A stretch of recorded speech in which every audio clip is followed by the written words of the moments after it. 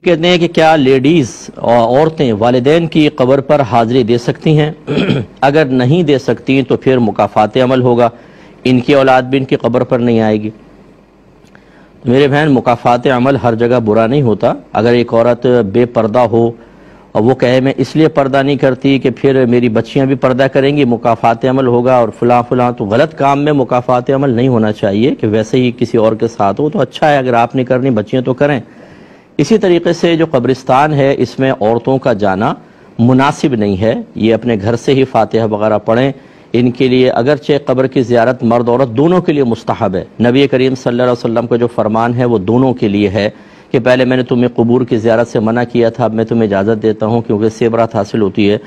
لیکن فقہاء اسلام نے فرمایا کہ عورتوں کے لیے قبرستان جانا مناسب نہیں ہے، کیونکہ گھر سے باہر نکلیں گی اس کے لیے بے پردہ یا جائیں گی، یہ بھی مسئلہ، پھر وہاں جا کے جزع و فضع کرتی ہیں، رونا پیٹنا کرتی ہیں، غم تازہ کرتی ہیں، اس لیے بہتر یہ ہے کہ یہ اپنے گھر سے ہی فاتحہ پڑھیں۔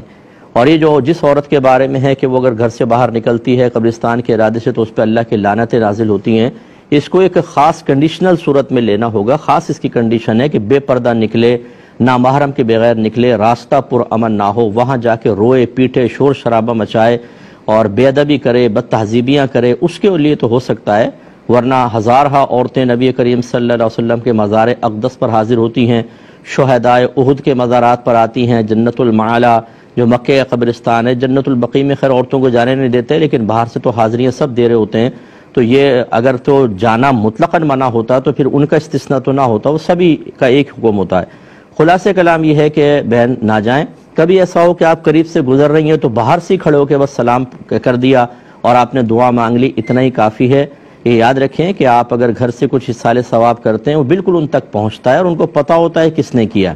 اس لیے خواتین احتیاط کریں۔ اور اگر مکافات عمل کے طور پہ آپ کی بچیاں آپ کی قبر پہ نہ آئیں تو بہت اچھی بات ہے، یہ تو ہونا چاہیے بلکہ کہ وہ بھی اپنے گھر سے اس کام کے لیے نہ نکلیں۔ امید ہے کہ آپ بات سمجھی ہوں گی۔